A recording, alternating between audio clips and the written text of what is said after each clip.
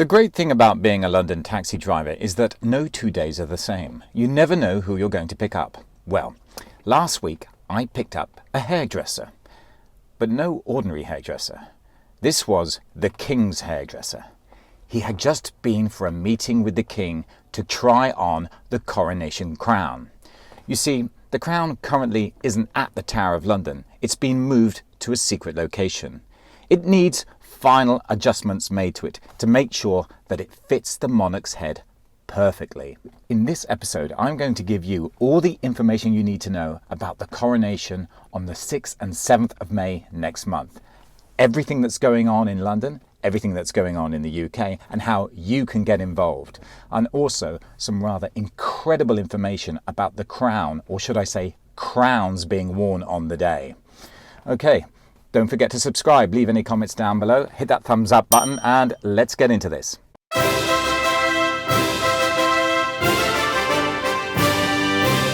On Saturday, the 6th of May, a procession from Buckingham Palace will arrive here at Westminster Abbey. It will be called the King's Procession.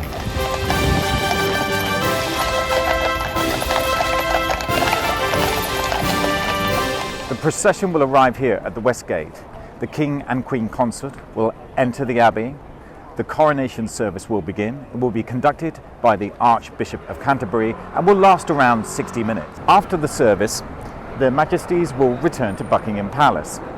They will be accompanied by other members of the royal family in a procession called the Coronation Procession. This is a much larger procession than the King's Procession. The details of the procession route will be announced and confirmed a week before the coronation itself, but undoubtedly it will make its way up the Mall here, and if you can get a vantage point along any part of this thoroughfare, you're in for a big coronation treat. As yet, no decision's been made whether the King will actually sit within the golden state coach during the coronation procession. This over 200-year-old gold state coach has to be pulled by 8 horses at only walking pace, as it's 4 tons, has no suspension and no heating. It's not the most comfortablest of state coaches. The Queen in 1953 on her coronation had to have hot water bottles under her seat to keep her warm during the procession back to Buckingham Palace. The coronation procession will make its way to the end of the Mall, enter the gates of Buckingham Palace. From there on, their Majesties will appear on the balcony with other members of the royal family. They will greet the public, and the ceremonial events will then conclude for the day. The following day, Sunday the 7th of May, will see the coronation festivities continue with a star-studded concert broadcast from Windsor Castle in the evening, and an event throughout the country to be called the Coronation Big Lunch, at which neighbours and communities are invited to share food and fun together. The whole event will be televised around the world. One of the real stars of the ceremony will be the crown itself, or should I say crowns. Yes, 2 crowns will be used on the day of the coronation.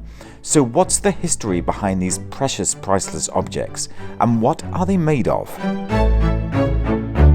The first crown we're going to talk about is the St. Edward's crown. This is the crown used at the moment of the coronation. And believe it or not, it's never worn again. The monarch wears it just once in a lifetime, when the Archbishop of Canterbury places the crown on his or her head during the coronation ceremony. The crown is only worn for a short period of time during the service, after which it is replaced by the Imperial state crown. That's the crown that the monarch wears to depart from the Abbey and for all other crown-related moments throughout his or her reign. What's the difference between these 2 crowns? Well, the St. Edward's crown is gold and larger in appearance compared to the smaller Imperial state crown, which is diamond encrusted, lighter and far more practical for royal duties. St. Edward's crown is larger and gold in appearance. This crown was made for Charles II in 1661 as a replacement for the medieval crown, which had been melted down in 1649. The original was thought to date back to the 11th century royal saint Edward the Confessor, the last Anglo-Saxon king of England. The crown itself is solid gold and is decorated with 444 precious and semi-precious stones. They are tourmalines, white and yellow topazes, rubies, amethysts, sapphires, garnet, peridot, zircons, spinel, and aquamarines, step-cut and rose-cut, and mounted in enamelled gold collets, and with a velvet cap with an ermine band. After 1689, it was not used to crown a monarch for over 200 years. In 1911, the tradition was revived by George V, and subsequent monarchs, except Edward VIII, who was not crowned at all, have been crowned using St Edward's crown. When not in use, St Edward's crown is on public display in the Jewel House at the Tower of London. It takes pride of place among the crown jewels. So what's its value? Well, it's classed as a priceless item. However, if you were to put a price on it, if a jeweller were to put a price on it, it's estimated it would fetch around £57 million.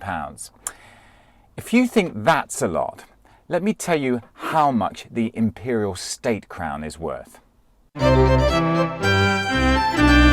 Sparkling with nearly 3,000 stones, including 2,800 diamonds, 273 pearls, 17 sapphires, 11 emeralds and 5 rubies, the piece weighs in at a hefty 2.3 pounds. The centrepiece of the crown is a diamond known as the Cullinan Diamond, named after the owner of the diamond mine in South Africa, Pretoria, where it was found. On the 25th of January 1905, the superintendent of that mine was making a routine inspection. Just as he was leaving, something caught his eye. It was a diamond. But it wasn't any ordinary diamond. It was the largest diamond in the world. 3,106 carat. Weighing 1.33 pounds, it was the largest diamond ever found. Thomas Cullinan, who owned the mine, then sold the diamond to the Transvaal provincial government, which presented the stone to Britain's King Edward VII as a birthday gift. Worried that the diamond might be stolen in transit from Africa to London, Edward arranged to send a phony diamond aboard a steamer ship loaded with detectives as a diversionary tactic. While the decoy slowly made its way from Africa on the ship, the Cullinan was sent to England in a plain box. So now, the big question. What's it worth? Well, some jewellery experts estimate the Imperial state crown to be worth between £3 and £5 billion, with the Cullinan diamond itself worth an amazing £400 million. Most experts say that the crown itself is beyond monetary value, and I can tell you one thing, it's not ever going to be up for sale. Wow, £3 to £5 billion, that's more than I earn in a day. Thanks for watching, stay tuned, leave any comments down below, and remember, be lucky.